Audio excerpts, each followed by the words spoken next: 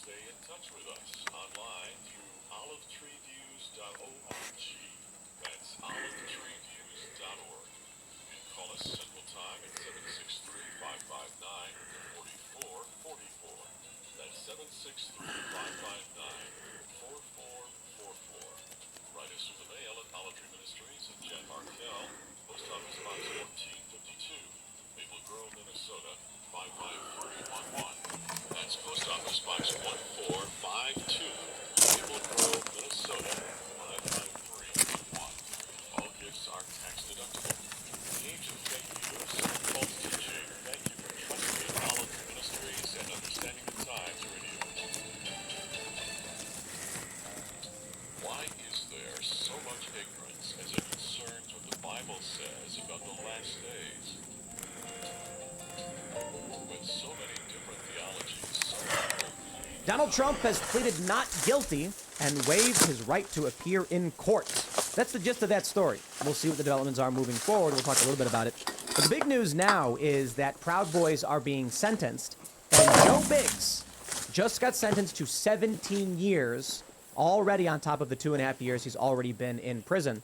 And the reason this is so shocking was a couple reasons. One, far-left extremists who burn down police stations get less time. They get direct support from Democrats. They win millions of dollars in lawsuits. But if you are a right-winger like Joe Biggs and you tear down a fence, they got you. Now there's tons of people posting photos from the occupations, the autonomous zones, far-left extremists firebombing federal buildings, and where are the criminal charges for any of these people? And the ones that have got caught, like the guy in Minneapolis burning down the police station, 4 years. Something doesn't make sense. Here's the other component of the story. The judge actually told him, if you've got a problem with an election, then you can speak out, make phone calls, file lawsuits, contact election officials, but you can't get violent. That's funny.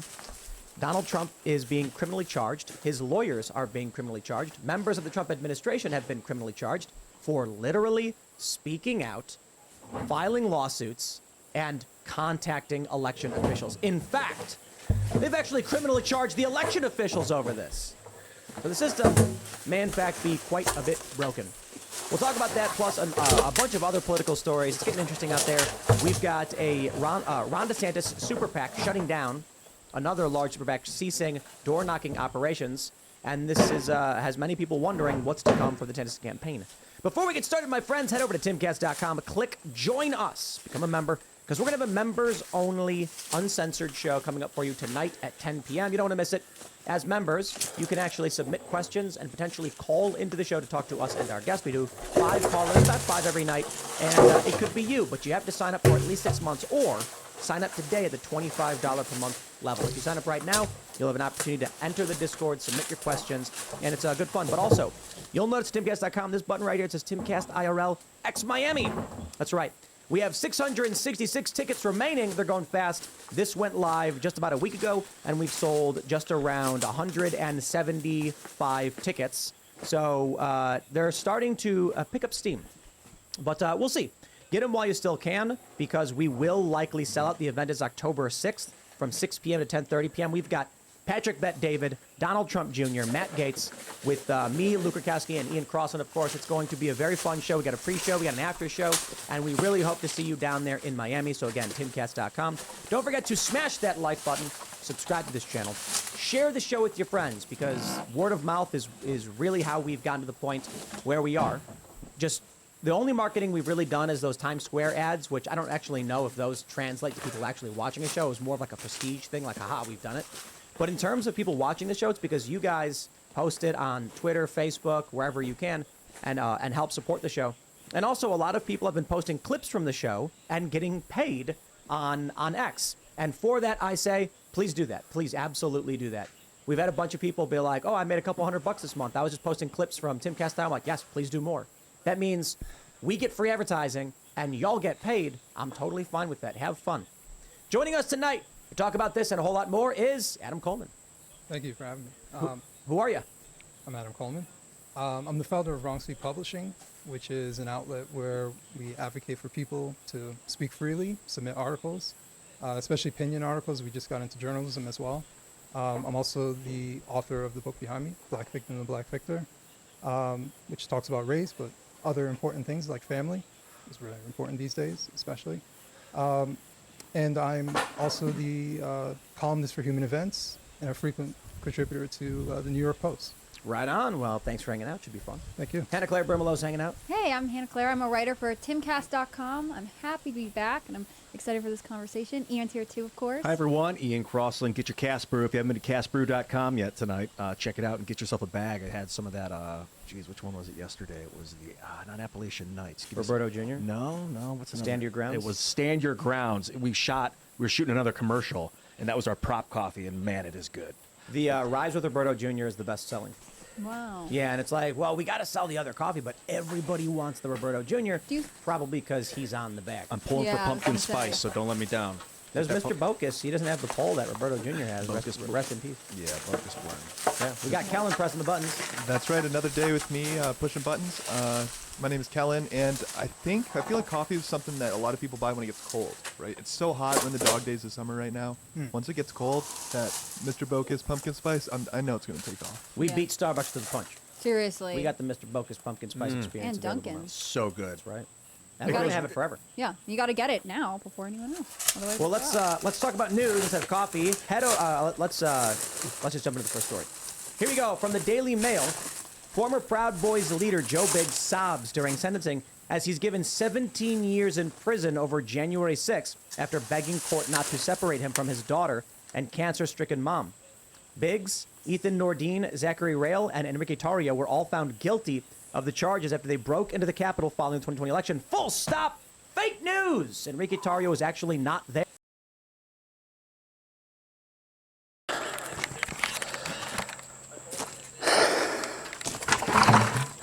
Looking good. This is a nice snug fit.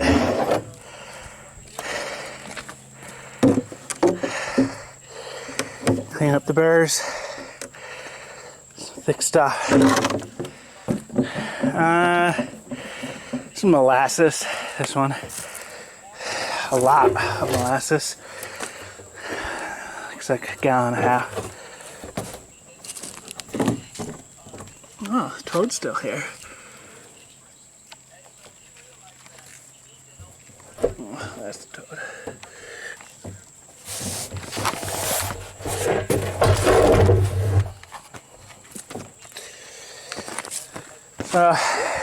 They got a few barrels with banding straps, removable tops, but only a few. And, you know, these three for down here. Another 20 to 40 for up there for the main water. So I'm going with these because I got, you know, plenty of these. I don't know, 100 of these, 50 of these maybe, something like that. So I'm going to cut off all these tops down here because it's easier. Give them a rinse. Molasses, apple cider vinegar, molasses, food grade. So, you know, I'll be done with the carcinogens from the garbage cans once the new water system's going.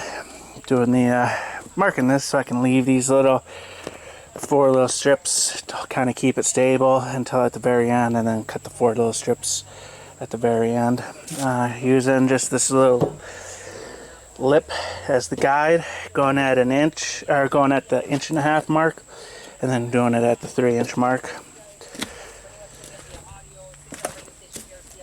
or more, you know, 4-inch mark, whatever the wide one is. Get this little bit of scrap.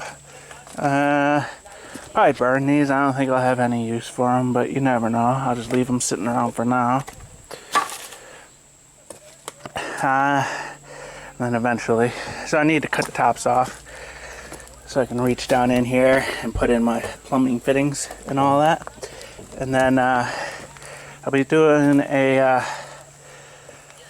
first flush diverter system, probably with a 5-gallon bucket, to collect most of the sediments, but I'll still get sediments in it, you know, so then you just kind of coil hose down and, you know, and then plug the top, you know, short hose, you know, I got a little 8-foot length of hose up there that I use right now, plug it, and then, you know, pull it out, you know, pull it lower than that, and then release it, and it'll kind of be like an aquarium kind of pump, you know. So need the top to come off so I can clean the bottoms from sediment. Every few years it'll need it, you know.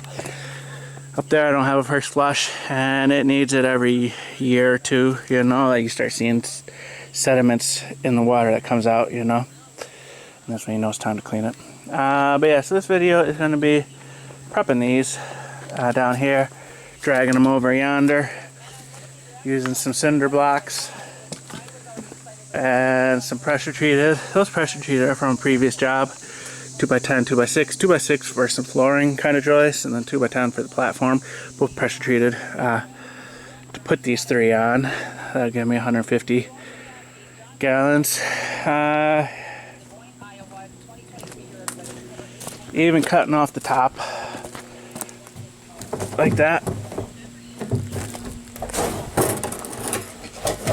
Oh jeez, where is it?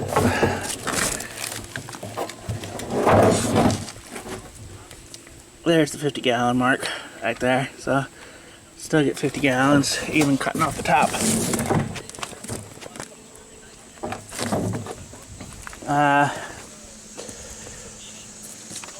So started putting in this 4-inch drain line.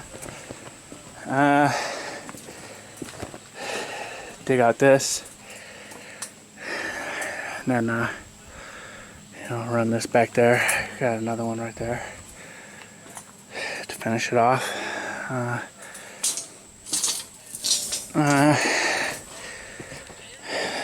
Got some 14.2 coming out.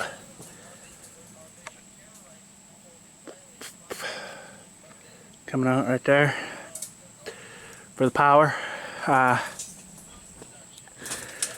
Be doing some, you know, first flush and then going in and then chaining and then chaining, and then the last one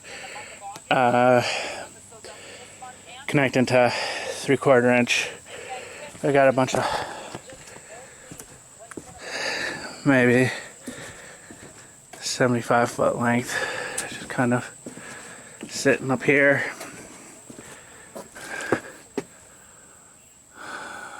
The water line.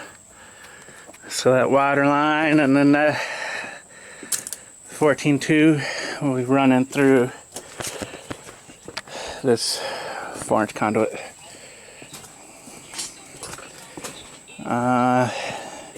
So once I got that built, that'll probably be this video, just building the platform, setting these, and getting the fittings and first flush done, and maybe not even the first flush, because I probably need some parts. I'm gonna need some parts for that. I'm thinking, yeah, I need a T. I might have a T. No, I need a T for the first flush system. 4-inch drain T. Yeah, that'll be kind of general gist of this video. So, yeah, his charges, I don't believe anything to do with him. He was arrested beforehand and barred from the city. Tario was not there, so you gotta correct that one, Daily Mail. The judge ruled Biggs was qualified for a terrorism sentencing enhancement.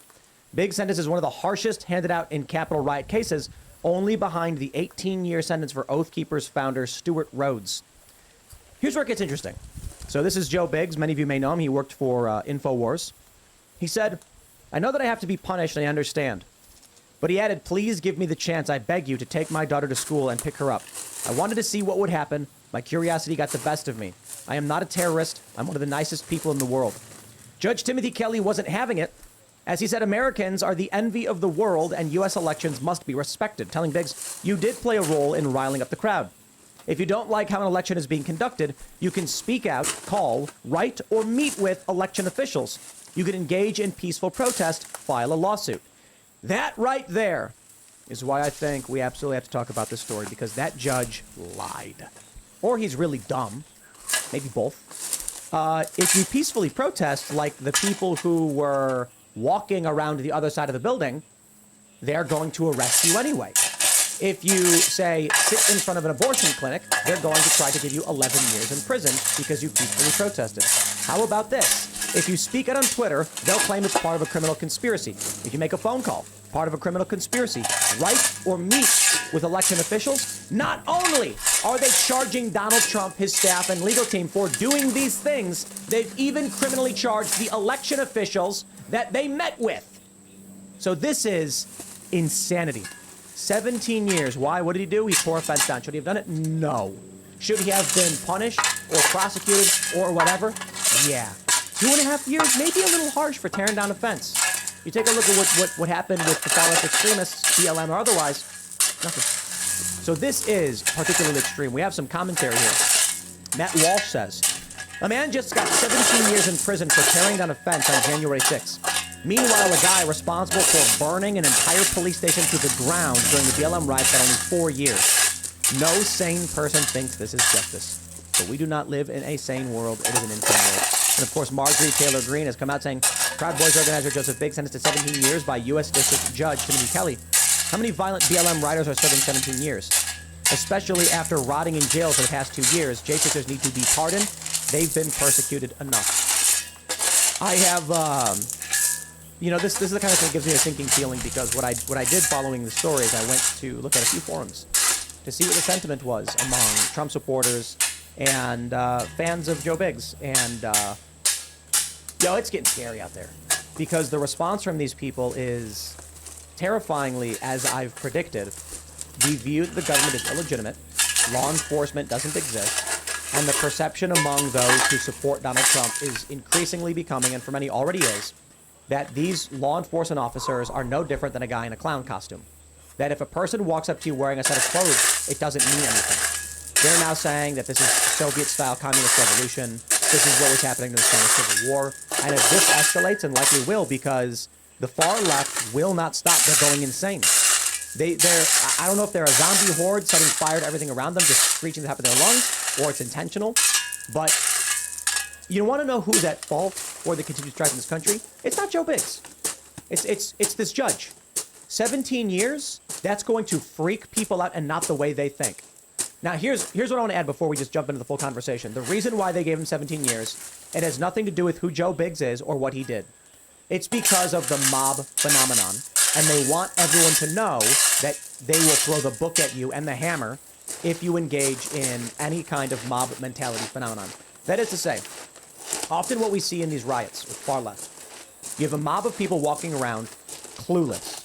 One guy will walk up to a door at a store and jiggle the handle and then run away. Another guy will run up within a split second as he's running away and grab the handle and pull the door open. Someone else will see the door being open and they'll peek their head in. Someone behind him will shove him in. Then people see people going in the building, and they all start rushing the building. There was no immediate action where an individual thought to themselves, we should storm this building. And that's what happens with Joe Biggs. He's just there. He has no idea what's going on. Despite the fact that they say that there's communications by the Proud Boys, yeah, they were saying, like, what are we doing? What's going on? He's there, people start taking action, and he goes along with it. So they're basically setting an example. We don't care who you are. We don't care what you've done. If you are in the mob, you're going down. And that's why the people who did not get violent and had no idea what was happening on the other side of the building are being criminally charged. The courts have literally told them, because you were part of a mob, you are going to prison. With Joe Biggs, one of those tweets, is the first tweet you pulled up, said that he's getting, Matt Walsh, 17 years for tearing down a fence. But Kellen, you mentioned before the show, he was also screaming a barricade. He was also yelling at people to go in and to do stuff. No, I just said they were proud. Like there's videos of him saying, we just did it. Yeah, we were just in there. Like, heck yeah, they were happy. They were taking selfies inside the Capitol and things like that. And the video in the court in the trial was someone walking up to him and being like, we just got in the Capitol. What do you think? And he goes, awesome. Okay, so he's celebrating. Yeah. I mean, there's also video of Zachary Real, who's also sentenced today. He's getting 15 years, and he was also convicted of seditious conspiracy during this 3-month trial, of him saying, don't go into the Capitol, don't go in there. And they're like, irrelevant to us, you have to go in because later you threw something at a police officer. I mean, there are things where I can agree, like, it was... Don't throw stuff at cops. Don't throw stuff at cops. It was out of hand. On the other hand, both of these men have young children, and you're locking them up to prove your political point. Yeah. And that's pretty sick. The metaphor, I think, is like if a bully attacks another kid in school. Everyone's like, oh, God, you want the bully to lose. So the kid somehow fights back, and he beats the bully, and he knocks the bully down. then everyone's like, yay. But if the kid starts stomping on the bully's face and smashing his skull, people will run over and grab the kid and pull him off. The government has gone too far by hitting these guys with 17 years. They're now smashing the skull of the guy. It's unnecessary. A bit brutal, but I agree. Extremely brutal what they're doing, and it's I going to didn't like cause the massive analogies. It's going to cause sentiment that people are going to start to hate the victim now. This is right. This is even the Krasensteins are like, we think this is a little bit harsh. Yeah. And I'm like, wow. Well, and Kelly is the second judge that has said something to the effect of, like, because of you, we no longer have stable elections. And Because of him. It's this judge's fault. I hope everybody you understand that, to throw a point to Ian, Welcome talks about pardoning your enemies. Now, I don't completely agree with pardoning the worst war criminals of our generation, but there is something to be said of the Chinese finger trap problem in that the harder you pull, the worse you make it. And this is the judge being, the judge may as well have looked into the camera for NBC News and CNN and said that his goal is to destroy this country. Because the sentiment among those who support Trump is that they are coming for you, they are coming for your families, they are using violence, they are like the sentiment is not, well, justice was served. It's done the exact opposite. This is radicalizing people because the sentence is psychotic. Right. I was thinking the sentencing disparity that Matt Walsh brought up. Could that be the difference between prosecution and a federal, with a federal judge versus like the really relaxed persecution or prosecution that's happening for different states and different cities? Perhaps, but to the moral question, it doesn't really matter all that much. Right. Right. Obviously, we know that the feds can be more harsh. They tend to win all of their cases, the ones they choose. But it's just when you look at these on the surface of what they are, obviously we can say, bro, if you're going to get into a fight with feds, you're going to lose, hands down. But 17 years for knocking down a barrier? And It was one of those like little metal barriers. Yeah. And So Not good. You shouldn't do it. Well, and I think you'd go to jail for it. But you'd think someone would get like 6-7 months in jail for something like that. And I feel like I have to point maybe out, not even that, 2 months. I have to point out that the Justice Department asked for 33 years in prison, and they asked for 27 for Zachary Reels. I mean, this is basically sort of half of what they wanted, and it's still, in my opinion, way too much for what happened. Right. And the one thing I wanted to bring up is you remember the case where the New York City lawyers during the 2020 protests, they were caught with the Molotov cocktails. They got pretty good sentencing from it. So they weren't given lenient sentencing. Not saying that this isn't harsh, but I think the feds are making an example quite clearly. And it's unjustified. And like you said, it's radicalizing people as well. So they're making an example while at the same time radicalizing people, which could possibly create the same circumstance that we ended up before. Yep. And I don't think they care much about that. Like they're thinking that step ahead. But I think for us who are just analyzing things, that seems like a plausible thing that could happen. And God forbid, like one of these indictments go through with Trump that, to be honest with you, I'm not a lawyer, but just looking at the different indictments, they don't make much sense to me.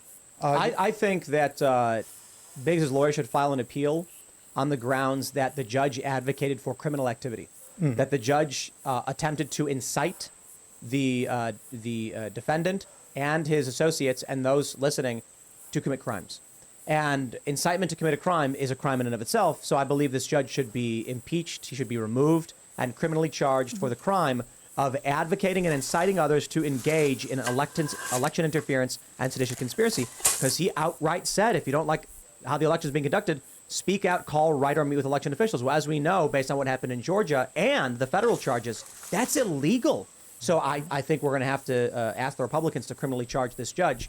Trump appointee judge. I'm going to throw that I one don't care out who there. appointed him. I think that's what, when I went to cover opening statements, that was what was interesting about sitting with the families, was they were saying, like, Kelly is a Trump appointee. He's been more flexible about some things, because a lot of them go into this DC courthouse being like, I am in a hostile city where the jury is already biased against our case, and I have a Democrat appointed judge. They feel doomed from the beginning. And this only affirms this feeling from people who support these people, saying, the government is out to get us no matter what. I mean, 300 people are in jail because of January 6th. Over 1,000 have been charged federally.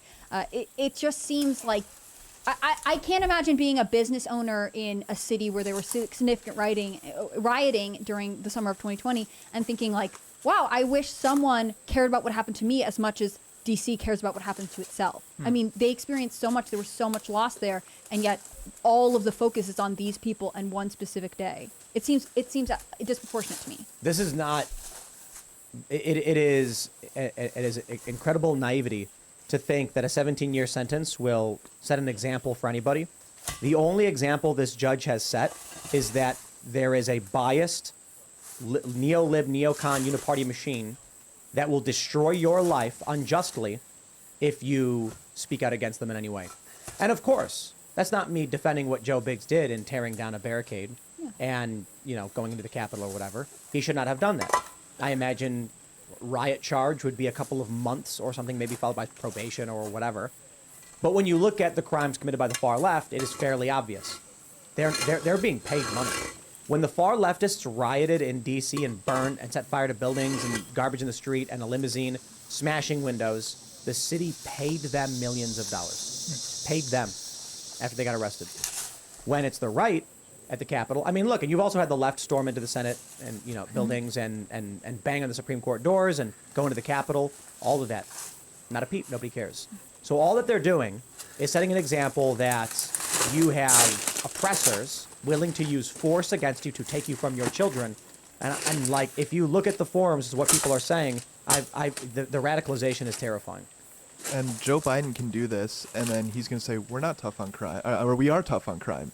We talk about San Francisco and New York.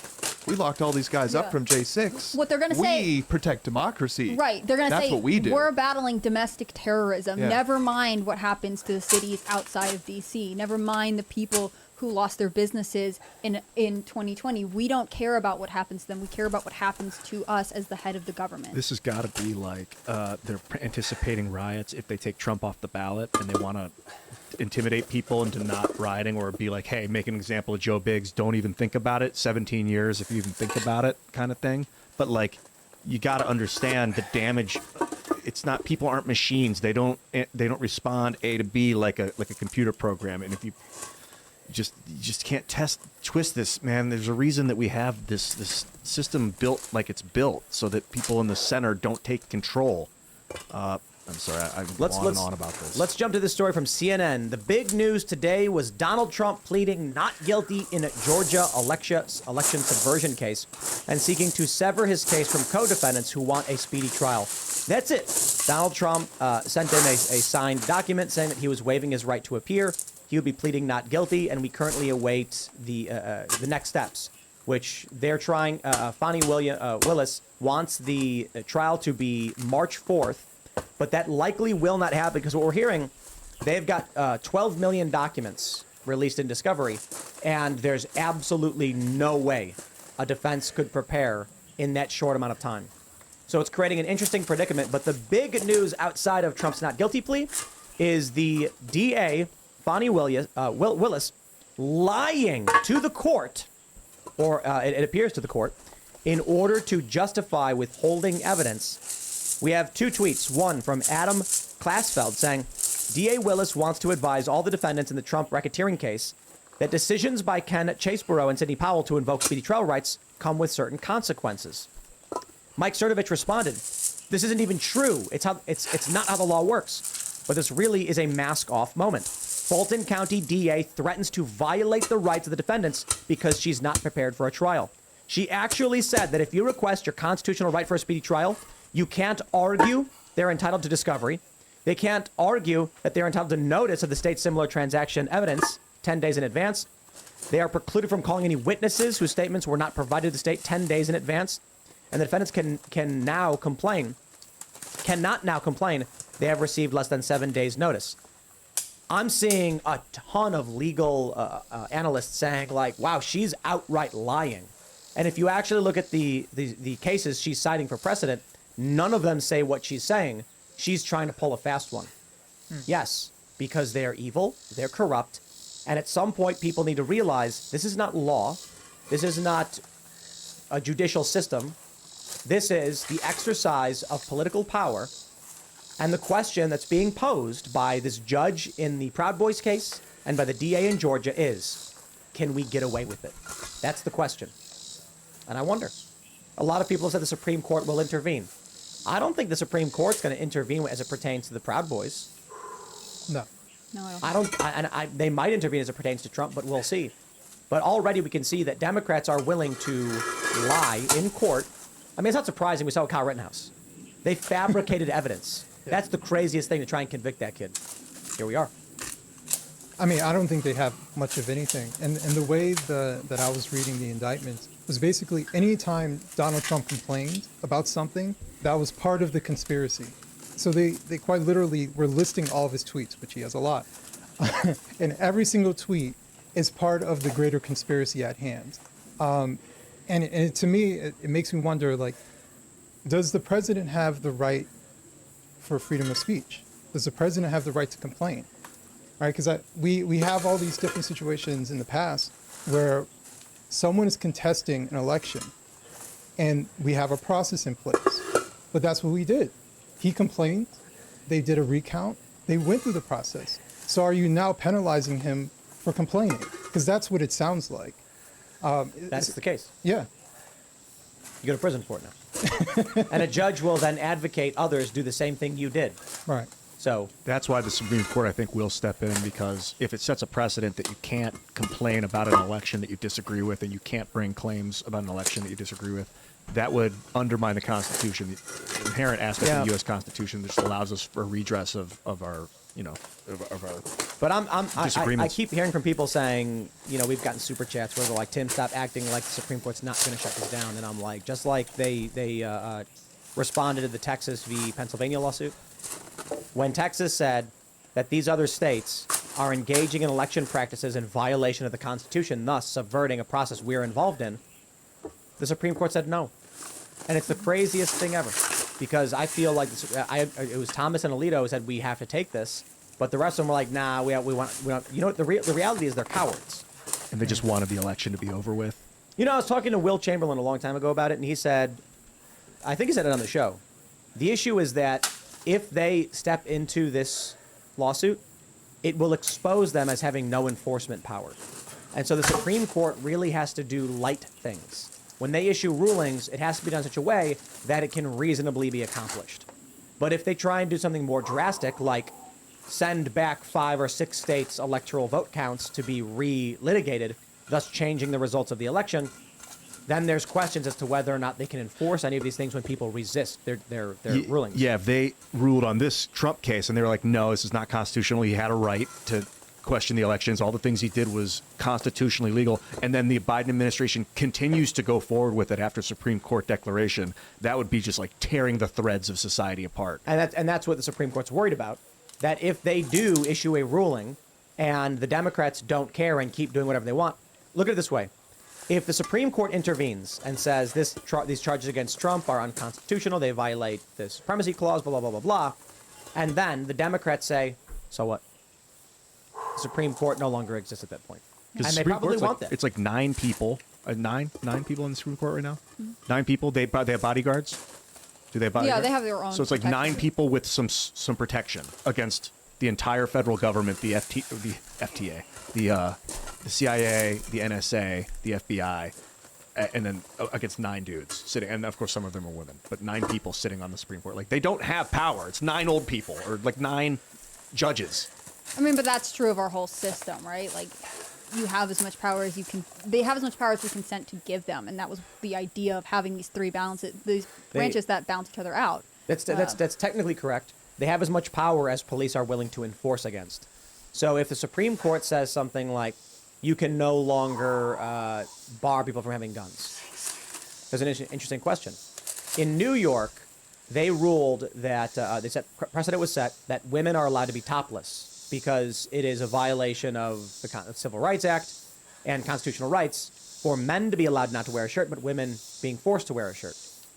You still have cops arrest women regularly for going topless because those cops don't care what is legal. They care about their morals. And so there's apparently some like morbidly obese old woman who's in her 50s who intentionally goes around with just like massive old saggy boobs. And the police will be like, ma'am, you need to put a shirt on. And she'll go, no, I don't. And they'll say, then we're going to arrest you. And she goes, do it. She immediately files a lawsuit, and they instantly settle every single time because it is illegal. So why is it that these cops are willing to enforce something that's not a law or that's not legally enforceable, but they'll do it anyway? So the issue then becomes the Supreme Court comes in and says, you have to release Trump. And they go, no. Supreme Court's going to bang the gavel again. Well, we order you to release Trump. No, thank you. And then what's supposed to happen? Like a rogue executive branch is like, no, we're not gonna. Then is that when the FBI turns on the executive branch? No, like there are the executive branch. Who guards the Supreme Court? What's the military structure that protects the Supreme Court from a crazy executive Marshals, branch? I guess. U.S. Marshals. But I'm not sure that they're dedicated explicitly to just the Supreme Court. I'm not sure. There's a Supreme Court. I think they're the Supreme Court police. I might be getting their title wrong because I remember when after Roe v. Wade came out, one of the big challenges was the fact that people, their homes, a lot of their homes had been doxxed, and so they were needing to sort of redouble the support that their security had. And I remember Congress specifically passing something to make sure that the protection was extended to their families because it had become so critical because these rioters just stayed outside their house. I mean, I guess they're not rioters, they're just protesters, but... yeah, the marshals are the enforcement arm of the U.S. federal courts. That's cool. That's Vivek wants to move a lot of the FBI over to the U.S. Marshals. It sounds almost perhaps innocuous, but that's a big difference, serving the executive branch or serving the judicial branch. I didn't used to think it was a big difference. I thought it was all serving the American government, and I would like it to maintain that and continue to be that. I agree. And I think that makes sense as far as what Will Chamberlain was saying. That's why it has to be light things. It can't be something grand because who's going to enforce it? So you're talking about protecting themselves. But how do you enforce something like that when you're talking about actually possibly imprisoning someone, for something that great? I don't think they have much teeth. They don't have any real way of enforcing it. So they, like you said, kind of cowards and they move away from it. I think that you combine what's going on with Trump and the J6ers and like Joe Biggs, and they are perhaps intentionally creating a recipe for disaster. They want an explosion. I wonder if the mentality of these people is that either we win or everyone loses. Well, why? I always go to that I don't question. know. There's a really funny quote from Michael Malice: "Pizzagate aged better than Russiagate." I'm not saying that's true. I'm saying these people fear criminal prosecution for a variety of crimes, like Joe Biden engaging in the Burisma scandal.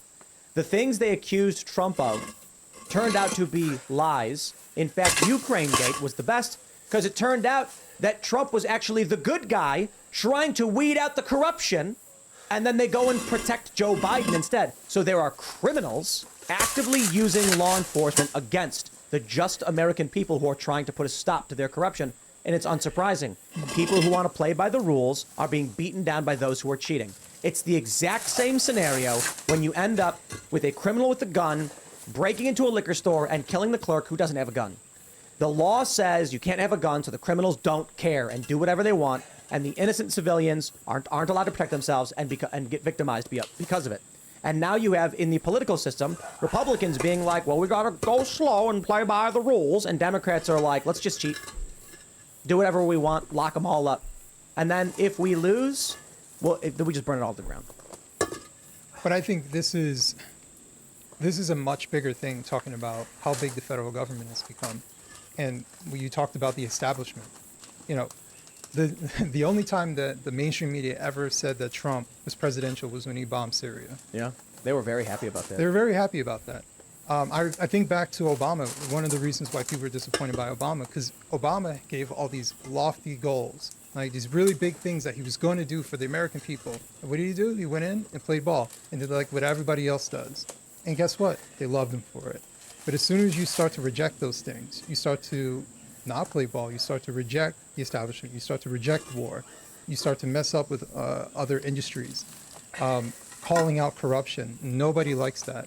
And I think this is the counter effect to it. So while some people think it's the I don't like his mean tweets, really it's about him challenging the status quo. Well, I don't think he's perfect, but there's a certain element that pisses people off within the federal government that he is doing. And I think this is part of the punishment for doing so. You guys ever play Civilization? It's a game, great game, Tim. You know it, and it's as if the U.S. military-industrial complex, funnily enough, was going for a military victory. They're attempting to conquer and control Earth with police state. They have military bases all over. They want order through military force. Then Trump comes in and he's like, "No, I want to change our victory condition. Let's do something cultural." Or something. I don't even know what his victory condition was, but it wasn't military. And they're like, It was space victory. Space. He wanted a he wants to technology go to victory. Mars. So, but they're like, dude, we have all these troops. We are paying for them. We cannot stop. Just stop. We can't disband our entire fort. We've spent decades building this army. It's in position. And Trump's like, I'm not doing it. And they're like, dude, we cannot have this guy run the country because he's screwing up our military victory. I don't think it's. I mean, that's one way to put it. But the reality is, right now, Trump is saying, one, yes, bring our troops home. Secure our borders, bring back manufacturing, and you have people who have built their whole lives around the liberal economic order. That is, maintain world police.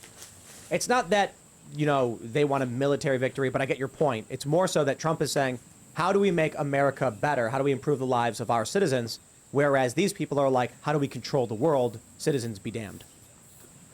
Yeah, and that's why I feel like when you asked earlier, why would they do this? I think it's because, well, there's probably different people would do it for different reasons. Some people probably because he's called Rosie O'Donnell a fat pig. And they're like, I will do anything to not have that in my life. These really, but some people are afraid like he's going to screw up the victory condition.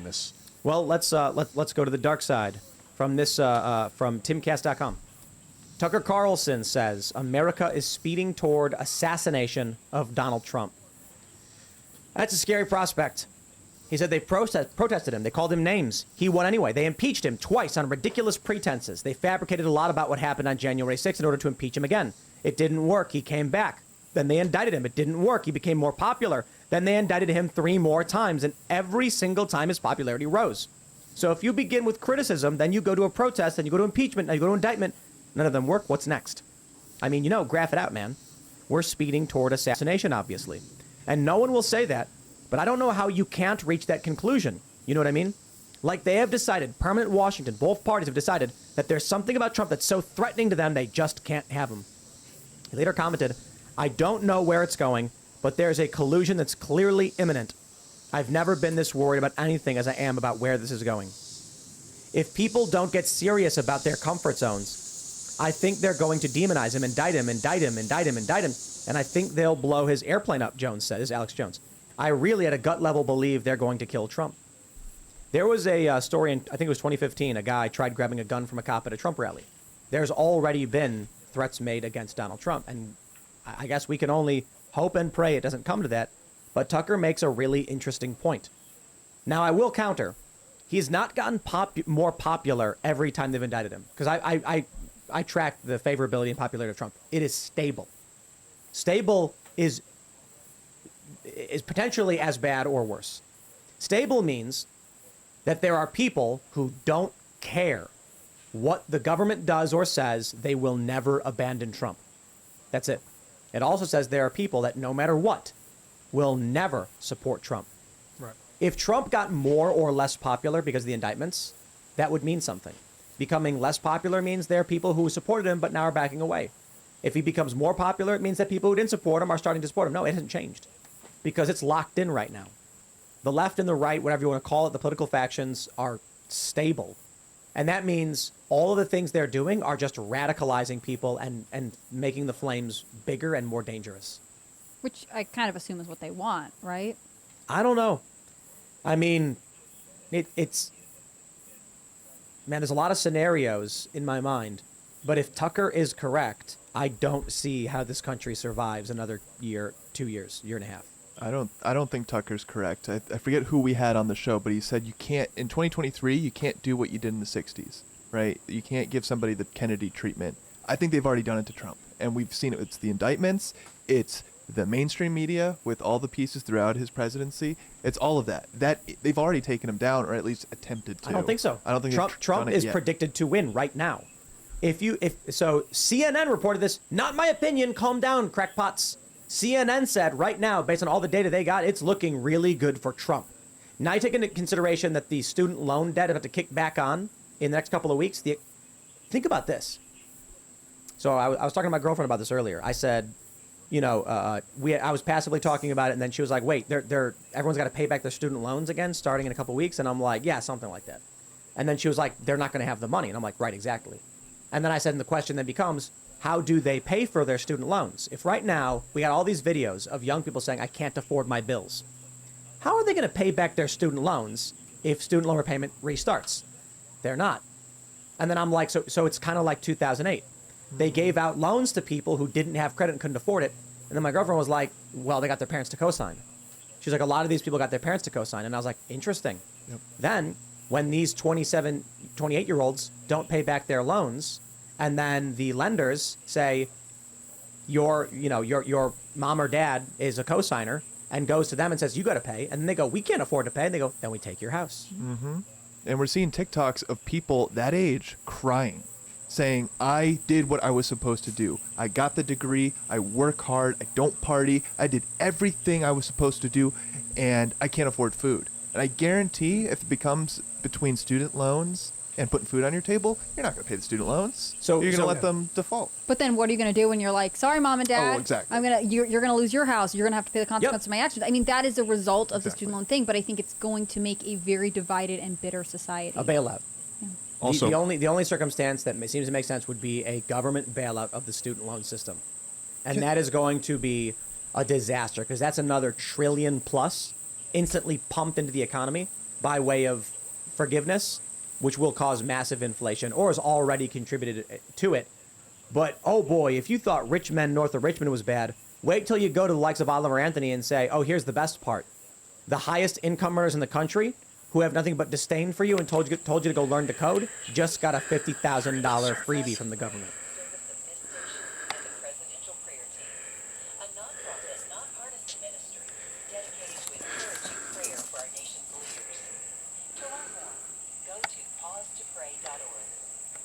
Is it greedy for a business owner to make a profit?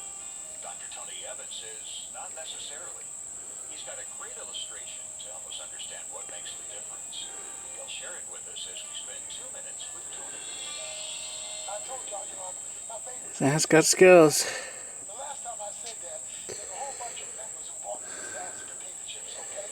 But I'm not eating too many zaps anymore. And the reason I'm not eating too many, I noticed something. Gave it to him down there. They went up this sheer cliff. Going up to the top. Gave him another one. So, such a hard drag for them. I gave him this one. Almost cut the amount of chips in half, but they ain't changed the price. Look, if you're gonna give me Up top. half chips, give me half price. Don't be cut down the chips and keep the price the same. But there is He's got one leg left. today in the So he ain't going nowhere. He's still got a little bit of spunk in him. you are here today and you are a businessman or a businesswoman, you have a right to make a profit. You ought to make a profit. And he's got more skills than me. I got about this many skills. This guy. Some nice escargots climbing up the wall. So this will be it for this video. Pull it through, and then kind of manually feed it through this corner.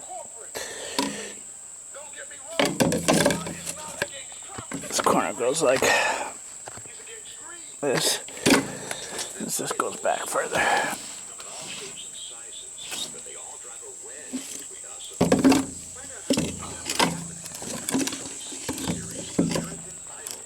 Something like that. I did 50 foot of wire. It's like 30, and then less than 20 right here. And then it goes this way. But somehow, then I got another like 12 foot or so going inside the house. And it's too short.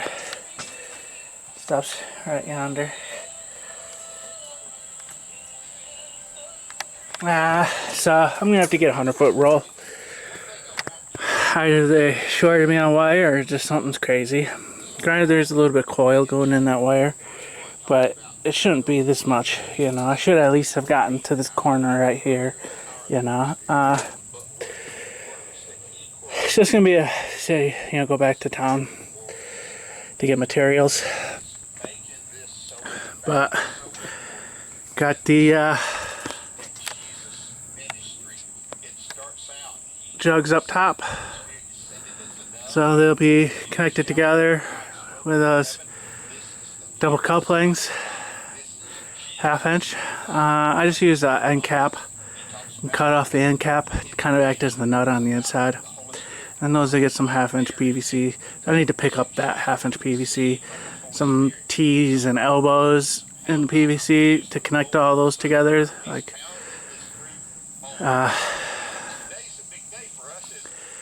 need to get some other T's and parts and things for doing the first flush kind of diverter system. And then I can hook the gutter up to it with a, you know, that first flush.